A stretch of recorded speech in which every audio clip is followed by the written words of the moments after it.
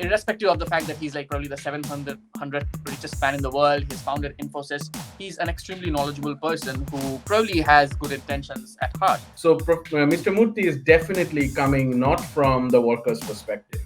He is definitely coming from the employer's perspective. It's not as if that people in India don't work 70 hours a week. We were discussing separately that like Yeah. how a man who does blue collar jobs in construction or elsewhere, they already probably work 70 hours a week. Yeah. We had a friend, we were both architects, and we had a friend who works in the construction industry. His job was like 8 to 8, 6 hours, like that's 70 hours a week. He was working in an underground metro construction project. One cannot, detach that present from the history of colonial exploitation. The fact that these social safety nets and infrastructures exist in Europe is precisely because it has more wealth. And the more wealth part is not something that has been produced by the workers only in working in Europe, but also by a larger network of extraction of unpaid labor that has happened in the 19th and the 20th century and even before that.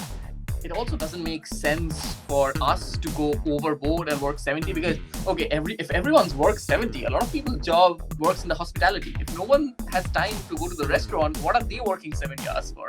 Because he also mentioned in that statement that youngsters have a tendency of taking the wrong ideas from the West. I'm not sure whether he himself is taking the wrong idea from the past or West or wherever. This has been at length discussed and developed as theories by Karl Marx and many others, that you have the industrialist, the capitalist, the owner of the factory, and then you have the worker who are the labor of the factory. And both of these entities are crucial for industrial capitalism to work, right? Now they can work in a way where the industrialist, the capitalist, uses excessive exploitative force and extracts the work from the labor. But at that very point, the labor can also organize and create a situation where that might not happen. And that happens through the process of unionization, saying that the union can make the labor force come together and say, no, these are our basic demands. These are the minimum wages that we must be paid. These are the working hours that we will work. We need holidays. We need sick leaves. And that's where the narrative starts from. What happens onwards is that kind of reiteration of this model over and over again. Capitalism revives itself, redesigns itself, but the basic condition of these two positions of like one, the employer, and the employee, that binary kind of sustains even today, right? So you see that sectors where like you today in American universities, for instance, from the East Coast to the West, you see graduate workers unionizing. I myself am a part of a graduate workers union because we are doing some work for the university, right? And the university is our employer. Now, it does not mean that we will always have a confrontational relationship. For instance, in many cases, there might be a relationship which is actually favorable for both sides, right? But these two entities remain. The reason why this discussion is important is that one of the failures of I would use the word failure cautiously here in the Indian setting is that India's left, by and large, led by the Left Front, the Communist Party, and other parties that are involved in the left, in the last 30 years or so, have not been successful enough to unionize this IT workforce. And that's why we do not have a politics of the IT workers that can say what their viewpoint about the industry is in equal or even equivalent or close to equivalent footing as the employers and the investors, right?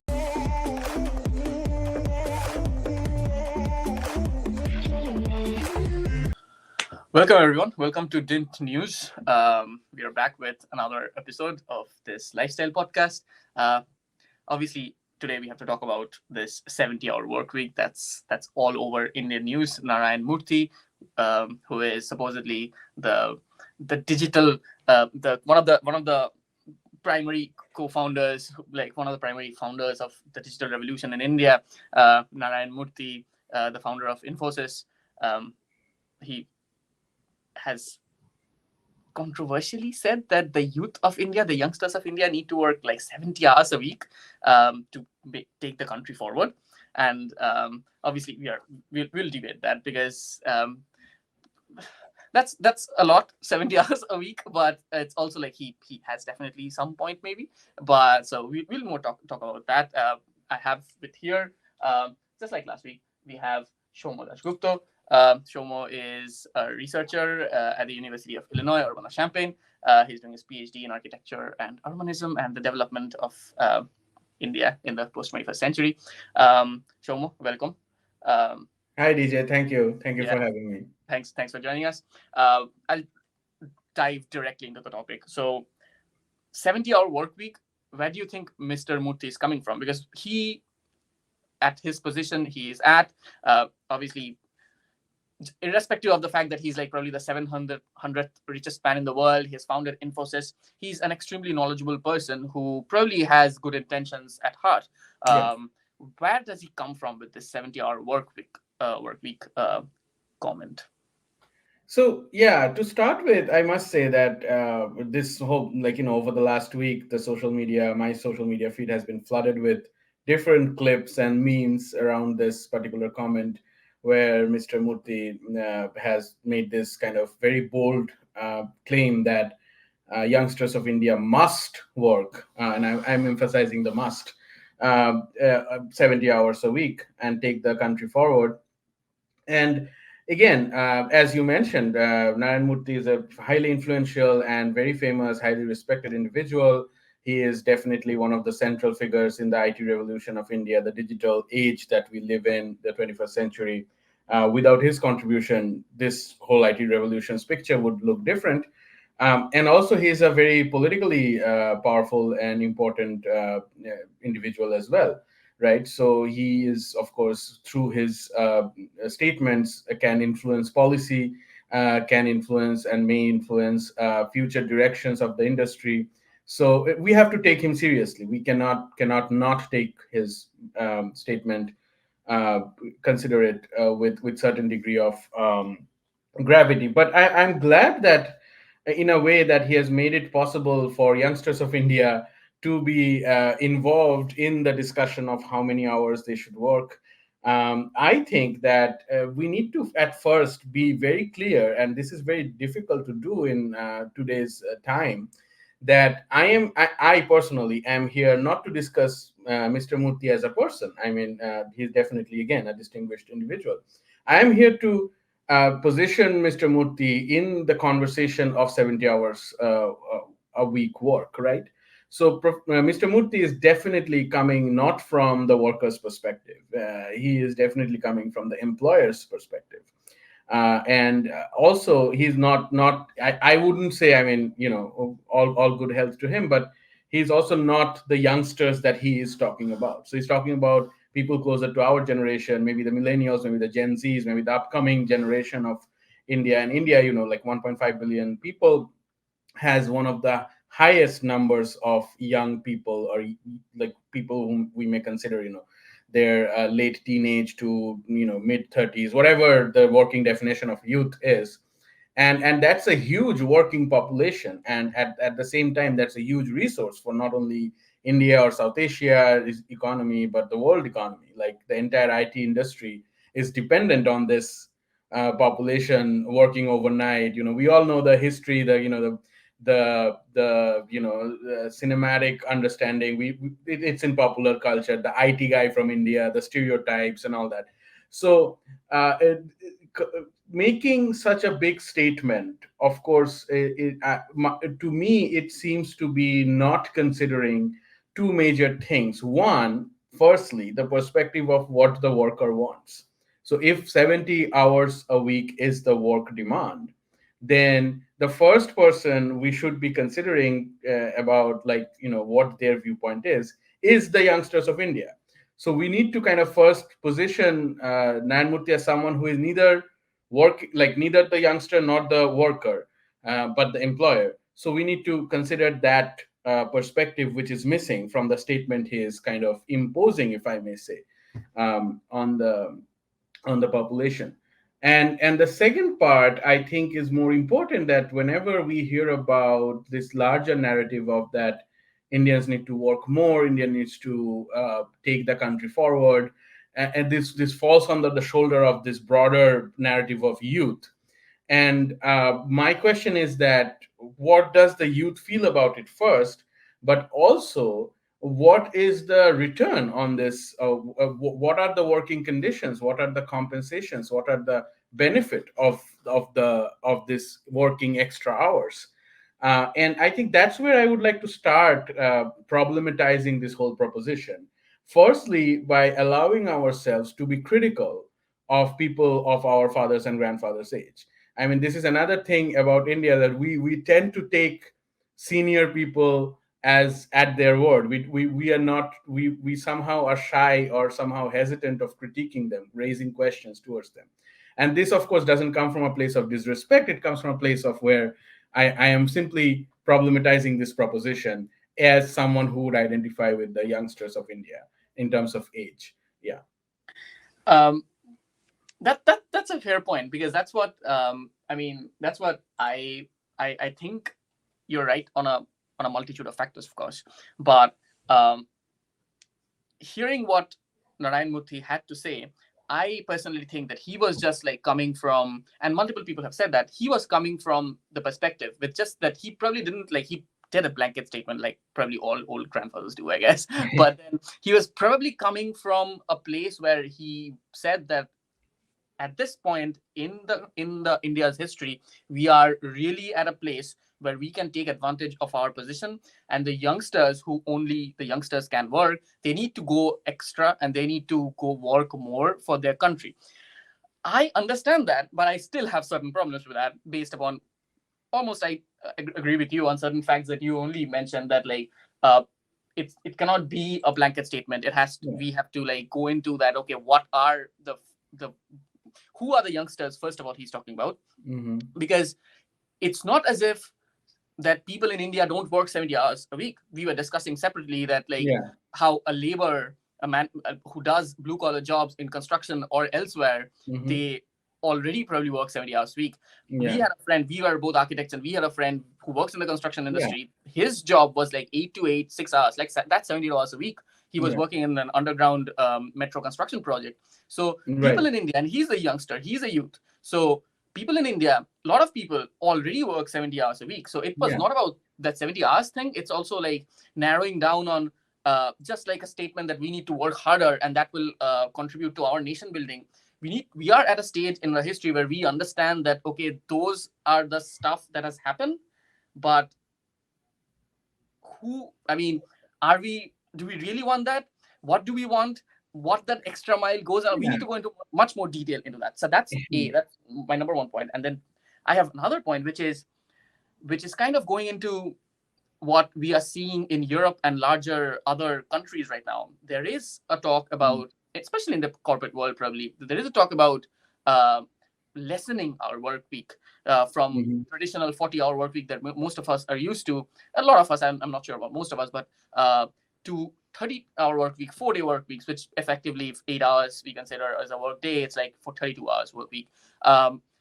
And Europe and America and a lot of other people, even in India, I heard like one or two startups or a different company doing a pilot on that and trying to test how Mm-hmm. workers' productivity increase or decrease. There have been comments where there have been research papers where like workers' productivity have increased with 4-day work weeks and stuff, Yeah. because they feel that they have something to look forward to, or they're happy in general, or whatever. Mm-hmm. They feel that they have to contribute more because the company has contributed an extra day of holidays to them, something like that. But where do you think that like between this 32-hour work week on one side and then 70-hour work week of like what Narayan Murthy and probably some other industrialists in India are talking about, or like are proponent of as well, where Yeah. do you come from, like between those two very different ideologies of what the youngsters should do? So this is a great question, because I think the central question is our understanding of labor, right? And I think that some things that I've noticed in one of those memes and comments on the social media. I think there still exists a kind of difficulty in using the word labor in many contexts, especially in Indian context, because um, these youngsters that Narayan Murthy is addressing, these youngsters being addressed in this larger narrative, are definitely not. We are not talking about the blue collar workers. We are not talking about the informal labor. We are not talking about people who are otherwise underserved in either in a socioeconomic spectrum or lie in the margins due to thousands and thousands of different reasons that we can discuss historically over the last 2 centuries of South Asia's history.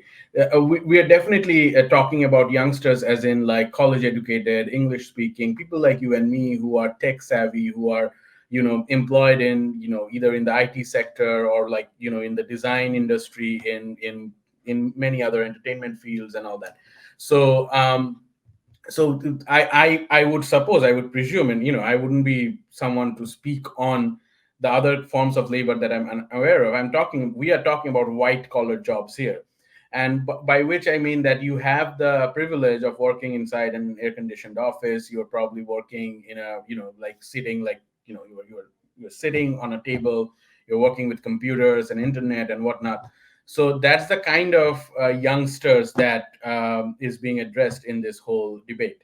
So that already falls in a certain category of work that is not the same as someone who is digging the soil, someone who is in the construction sector, who is carrying a very heavy bag of cement, or who's pouring concrete, or hammering down rock or something like that. So it's not the physical manual work, labor work that we're talking about. We're talking about a form of labor that exists precisely because someone takes care of these things. So for instance, I work as a teaching assistant now, here in an American university. So when I enter a classroom to have a discussion with my students, I am being able to do so because someone early in the morning has come up and cleaned that classroom. So my labor is dependent on that labor, right? I am not the person who is bringing the tables and chairs, who is not making the tables and chairs,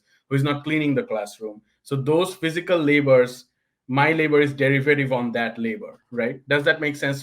So we are talking about white collar job that cannot exist in a society without the blue collar job. So and in Indian case, and as in 21st century setting, there are many jobs that kind of does not fit cleanly in either of these two boxes. Precisely the example that you brought of our mutual friend who was in the construction industry, working technically in a white collar setting, but still working 72 hours a week, going to the construction site, supervising, hours and hours of, how, whether the reinforcements are being laid out properly, whether all the electrical, mechanical systems are being properly constructed.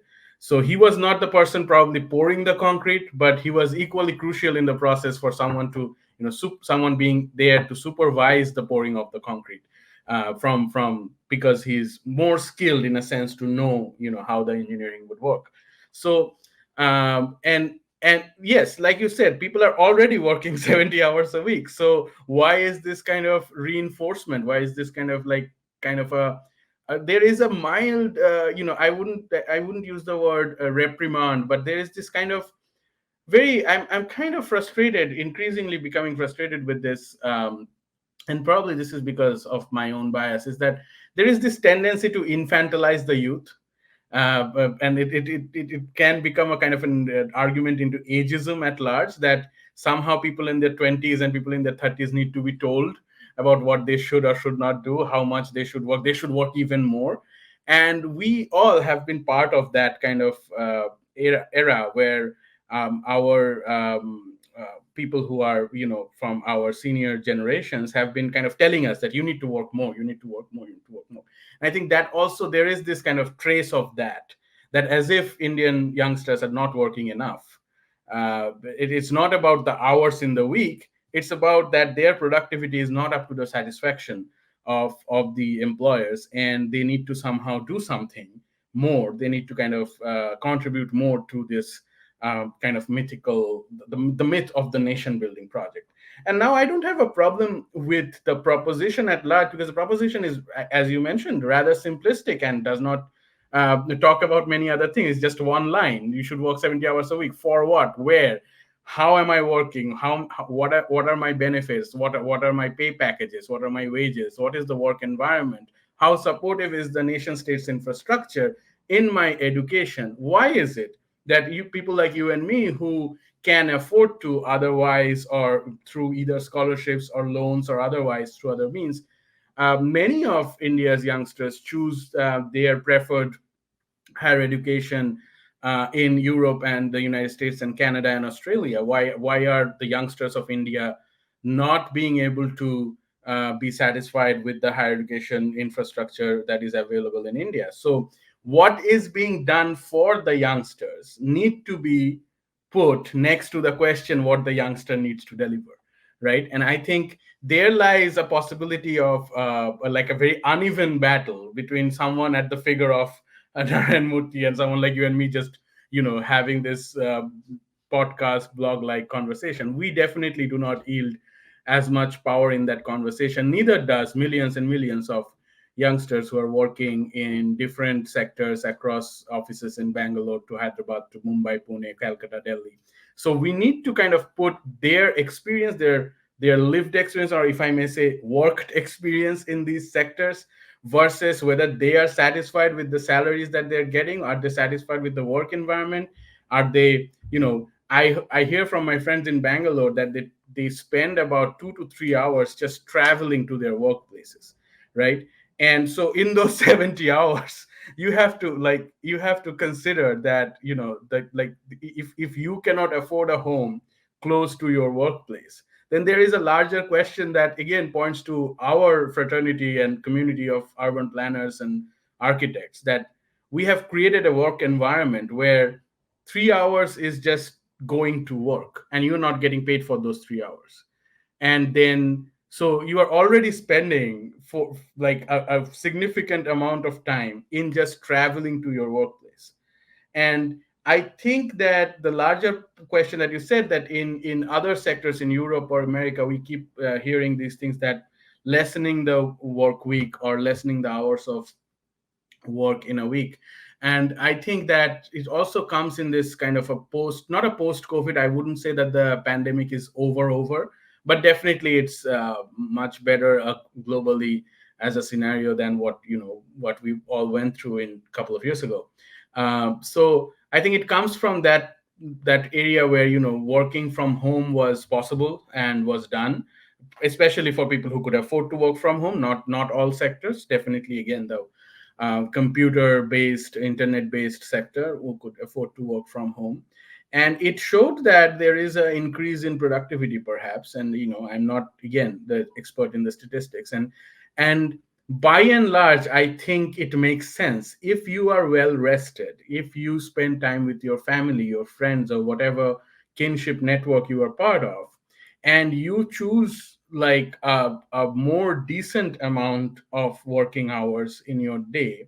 It is precisely because of the fact that you get to work less hours that you put in more in those hours, and that's what makes the work more meaningful than if you are slogging for 70 hours. Maybe you are not productive for 35 hours of those 70 hours, but yet you are kind of in this, what has been valorized, what has been kind of glorified as this hustle culture, which I'm completely very, very cynical of, is that you need to work more in your youth so that you may enjoy something tomorrow. But why not, work properly, work for a decent amount of hours, and put in the work while also benefiting from a good balance of work and life. I think that conversation needs to be done. 70 hours a week means you are disrupting any possibility of a good work life balance, which by disrupting the very balance, you would be disrupting the work again, right? That so I think that again, this idea of that the work life balance that has been floating around considers a possibility where the worker, the person who is working, is fully prepared to work better, precisely because that person is getting more out of the life side, right? Now here's the kind of, you can problematize this in terms of like the global history of Europe, America versus Asia Africa and other countries. I would argue that there can be a possible line of argument, possibly one can argue that the fact that you have better working conditions in Europe today, perhaps in many sectors where you have paid leave, you have all the kind of social infrastructure, you maternity leaves, and all those kind of things, one cannot, detach that present from the history of colonial exploitation. The fact that these social safety nets and infrastructures exist in Europe is precisely because it has more wealth. And the more wealth part is not something that has been produced by the workers only in working in Europe, but also by a larger network of extraction of unpaid labor that has happened in the 19th and the 20th century and even before that. So there is an accumulation of wealth that has happened in Europe that allows for those infrastructures to exist, that allows for, I understand that this is the way I'm articulating it makes it a very simplistic kind of a Newtonian accumulation of political economic forces. There are many complicated ways of looking at it, but I think that the only way you can make sense of what Mr. Murthy's position and those who support them are is because they have an idea of achieving a developed India that will be comparable with that of present day first world. And that has been part of the larger arc of, like, the idea of the India's digital revolution, trying to catch up, India trying to be the best and trying to prove to the world that we can do what the so-called first world, America and USA and Europe, can also do. So I think it comes from that kind of an anxiety that we need to catch up with someone. And to catch up, it is okay to sacrifice our youth. And there is this is the part that I haven't fully made sense of, but I'm like, why do we care about it so much in the first place? That how much our productivity is. Whereas I heard in this kind of clip that he's comparing it with Japan. So the point is that if you are considering the working condition of South Asia, the climate, the context, you would be comparing with geographies and economies that are close to you, right? You would be comparing with, maybe with Nepal, maybe with Bangladesh. Why are you always comparing with Japan or comparing with United Kingdom or comparing with USA? Because that has been taken as the benchmark of progress, right? What's the way to achieve that? India doesn't have another India to exploit and extract wealth from. So it needs to exploit and extract from itself. And here comes the generational divide of the young millennials and Gen Z. So I know it's kind of what I'm saying is kind of a very half-formed thesis, and I've not delved into it more directly. But I do think there is some strand of a colonial, like a colonial, not a colonial mentality in a sense that you go out and extract wealth from others, but in a sense a way of saying that in the name of development we need to exploit and sacrifice more hours from our life in the youth. Yeah, That's a very good point, because I was about to embark on that, like that 30-hour work week thing is a result of the generational wealth that Europe has already achieved by exploiting others or their own, like whatever we can come into. That's a separate topic, but that's one. But also the 70-hour completely, but like, yeah, Europe is able to do that, or I don't know, US is able to do that, but it also doesn't make sense for us to go overboard and work 70, because okay, if everyone's works 70, a lot of people's job works in the hospitality. If no one has time to go to the restaurant, what are they working 70 hours for? Because right. So it's like it comes to a point where, I mean, obviously we are also taking that Narayan Murthy 70 hours as a blanket statement rather than focusing on that, hey, he was just trying to push the youth into work harder for the country than they originally are. Because he also mentioned in that statement that youngsters have a tendency of taking the wrong ideas from the West. I'm not sure whether he himself is taking the wrong idea from the past or West or wherever.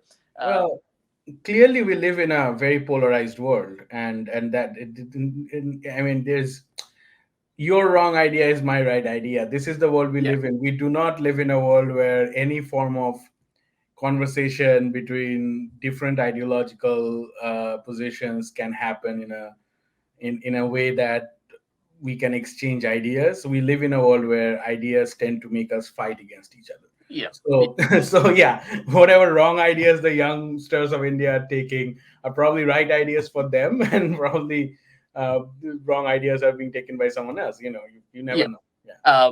So I kind of wanted to take that and just for our audience, like wanted to focus the conversation more towards or gear this conversation more towards like we are obviously debating this 30 hour, 70 hour, what should it be? But then we are obviously narrowing down on that standard. We're coming from that baseline of that 40-hour work week, which a lot of us have, as I said earlier.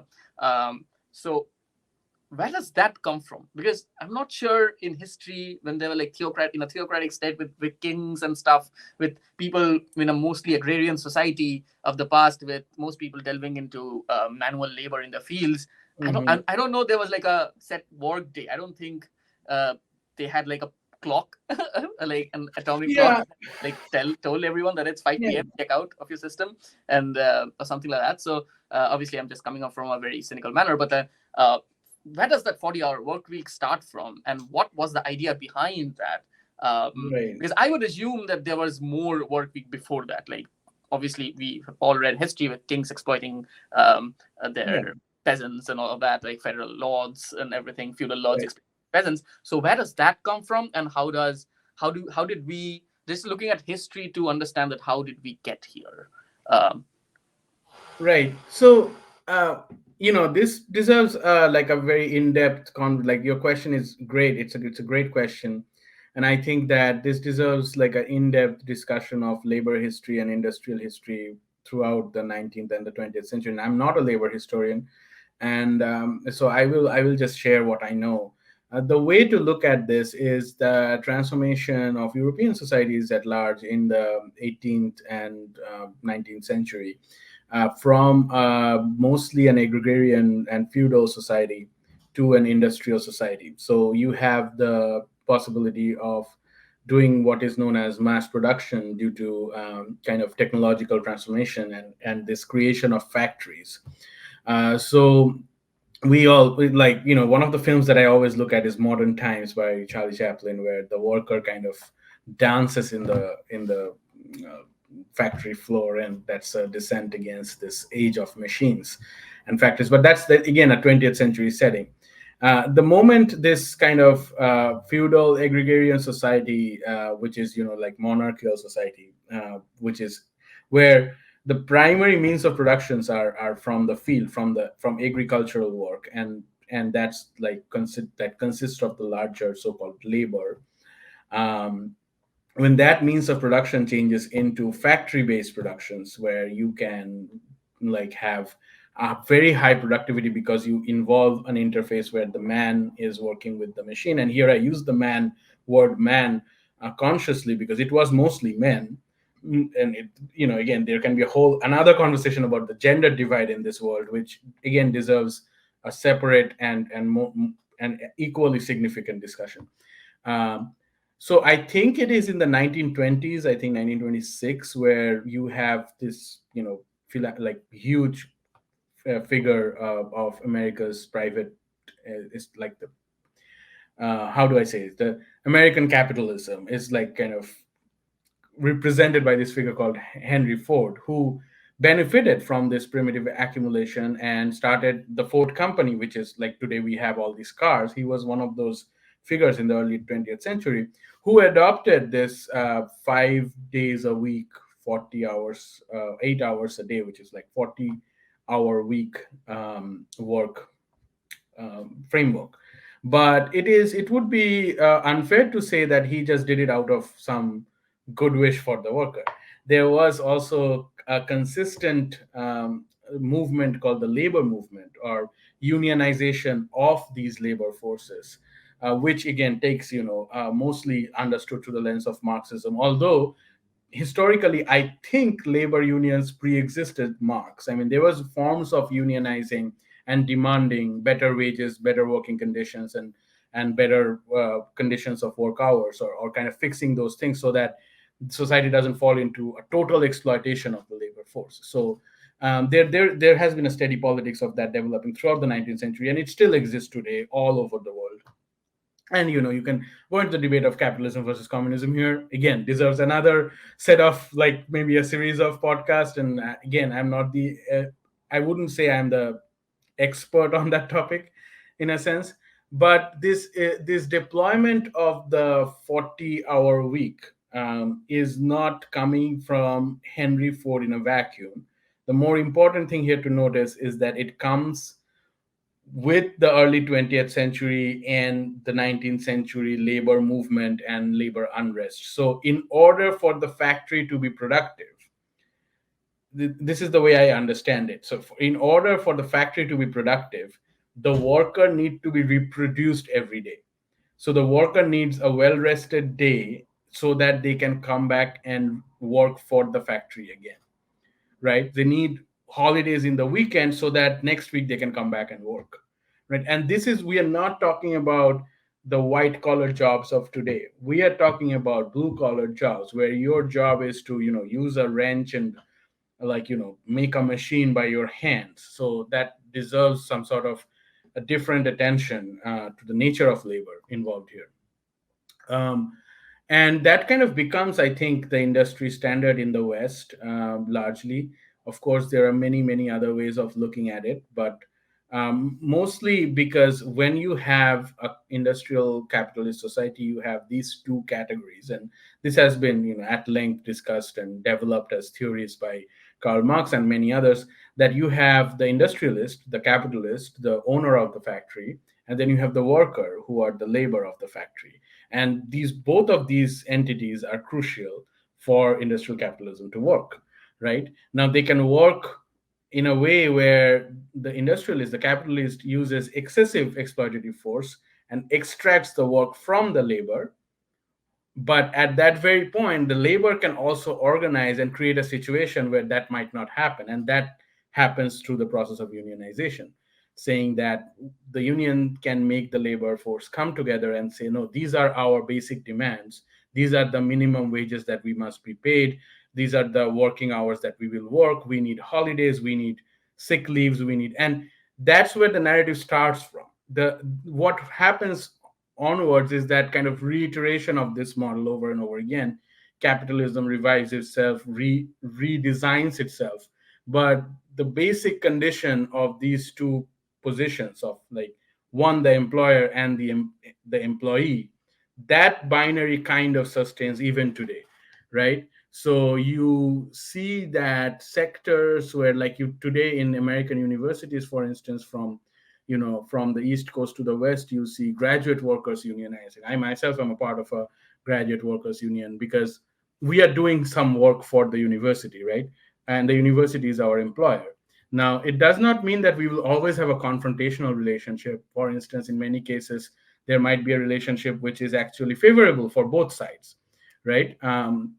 But these two entities remain. The reason why this discussion is important is that one of the failures of, I would use the word failure cautiously here, in the Indian setting, is that India's left, by and large, led by the Left Front, the Communist Party, and other parties that are involved in the Left Front, in the last 30 years or so, have not been successful enough to unionize this IT workforce. And that's why we do not have a politics of the IT workers that can say what their viewpoint about the industry is in equal or even equivalent or close to equivalent footing as the employers and the investors, right? So you have a very lopsided relationship here. You have, on one hand, very powerful people who own the company, and then you have, on the other hand, people who have to take whatever they're given. They cannot negotiate. They cannot come together to say, no, as an industry of youngsters in India, this is what our demands are. And this, I think, you and I and many of our friends feel all the time, that we are being kind of dealt, like we have to accept whatever is there. We do not have a say in how we want to build our society. So if we are to commit ourselves to building a better India, it that India would be our India, right? Like we would be the ones who would be living in that India, would be working in that India. So we should have a way of saying that, okay, we understand that you, like the employer or the industrialist or the, want us to be build a better India, but let us decide what is better for us. Like, it cannot be like, I want, Devjit, I want you to build a better home, but then I tell you this is the one that you're going to build. You say, no, Shomo, I will build my home better in my way, right? Like, you see the problem here. Like, I'm trying to kind of simplify a very complicated socioeconomic issue, but this is like a one-sided way of doing things. Yeah. And I think that without like making this into a agitational or kind of confrontational conversation, we need to find a way to have a more reasonable and more, a humane conversation about work environment, wages, compensations, what the youngsters of India need, what are their aspirations, and those issues should be highlighted in order to make more sense of whether it is 70, whether it is 40, whether it is 30, whether it is something else, or whether we should be talking in terms of hours and weeks anyway, whether we should be talking about, whatever model that seems reasonable should include in the decision making conversation the youngsters who will build Mhm. the future better India. I think yeah, that's a fair point, because obviously, I mean, if you're asking Yeah. someone to do it in a world of democracy, in a world of that we don't believe in exploiting someone, we would generally want them to have a say in the job. Right.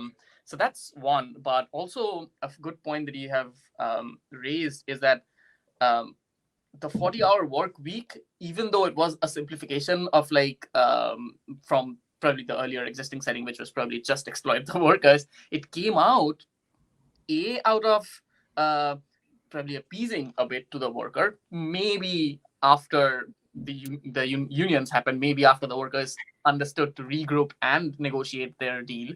Mhm. But also, it came out of the fact that the workers needed to be, Henry Ford, he realized that the Yeah. workers needed to be rested and refreshed so that they can be more productive in the next day. And that doesn't come from a constant working environment, being in a constant working environment. That comes Yeah. from having a rest, having a day off, having a few days off, I guess, and then coming back with Yeah. probably a better energy, better Yeah. battery to serve the energy to work. So, Um, right. Yeah.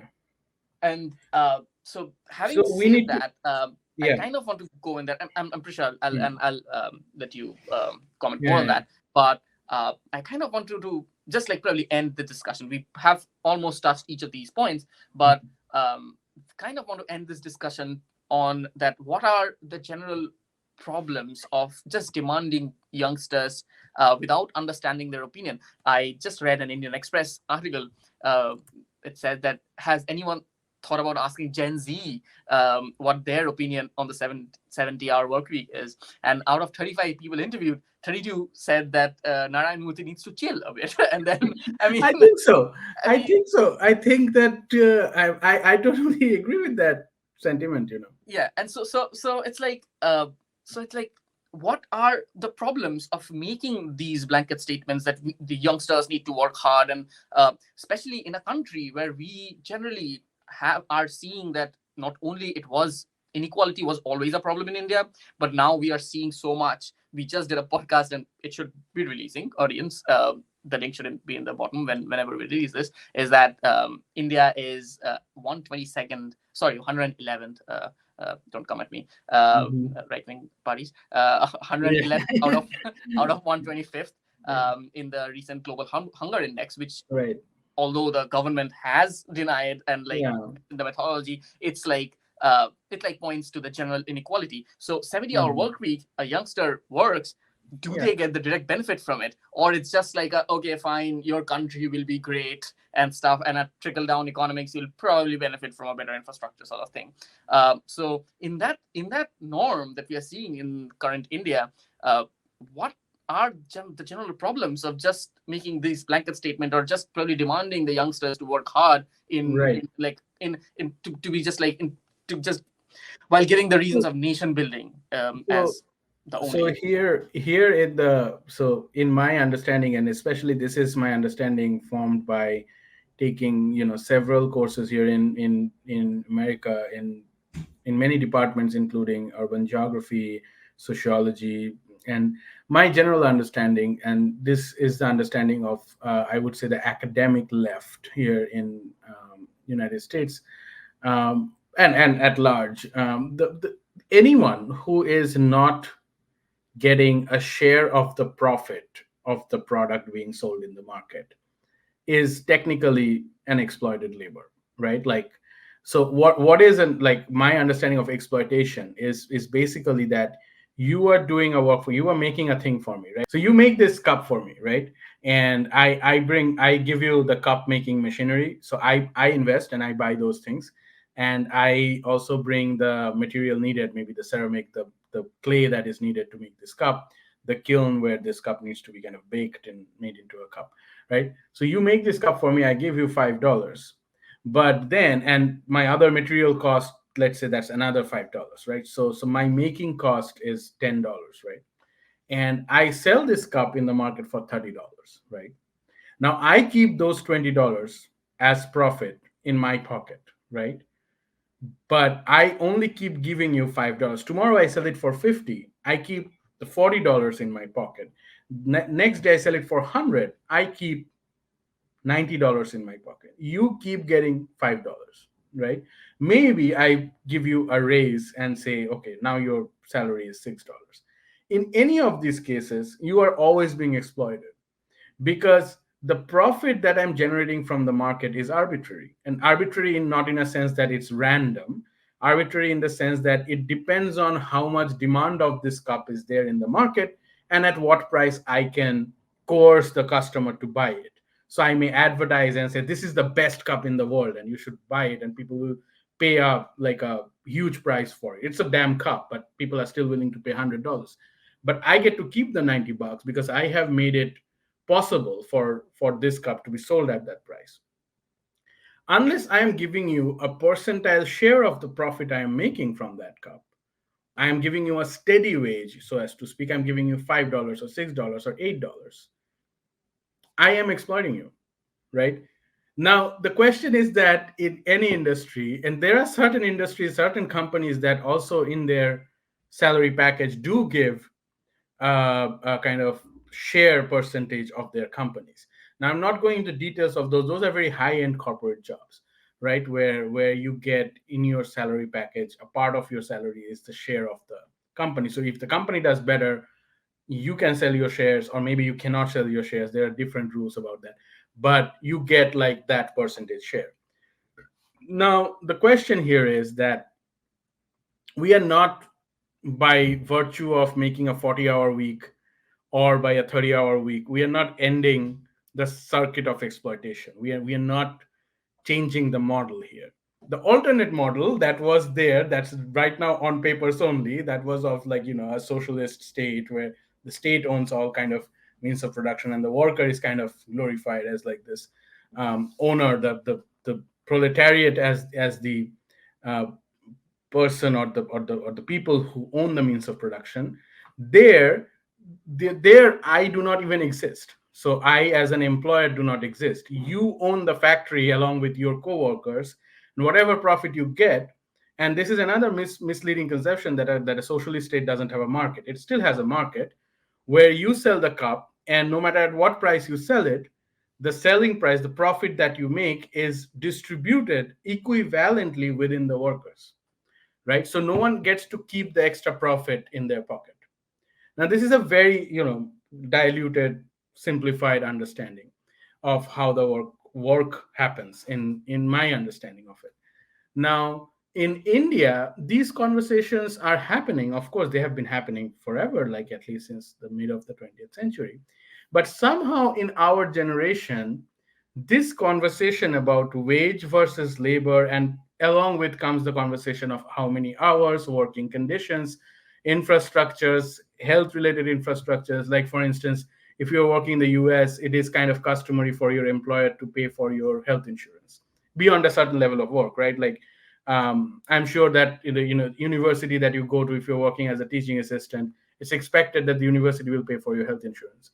Well, these conversations do not happen in the kind of a technified, digitized environment of youngsters of India. And so there needs to be more of these conversations. And it is very important to make sure that this doesn't become a polarizing conversation, because that's always what happens. There is always like this division, people who believe, the more conservative or the right wing, or you can say capitalist, or kind of that kind of a side, and then you have the more liberal, left oriented side. And there's always, the conversation leads to a polarizing uh, confrontation that does not lead to a resolution. I think that what we need to be careful about is not to make a Narayan Murthy versus youngsters of India kind of a fight. What we need that, well, 70 hours a week is a proposition. Of course, it in itself sounds very unacceptable. So then the conversation is that, what's the necessities on the other side? What's the expectation of youngsters? What are their conditions? What are the infrastructures that are there to support them? And in that case, what can be I know I sound very hopeful and not cynical at all, but then only it makes sense, right? Then only it makes sense that how do the youngsters of India want to build so-called the new future India for themselves, and that way we can have a dialogue. And I think that is more necessary than these blanket statements being imposed from a very top down position. So that's absolutely right. We need the end of this.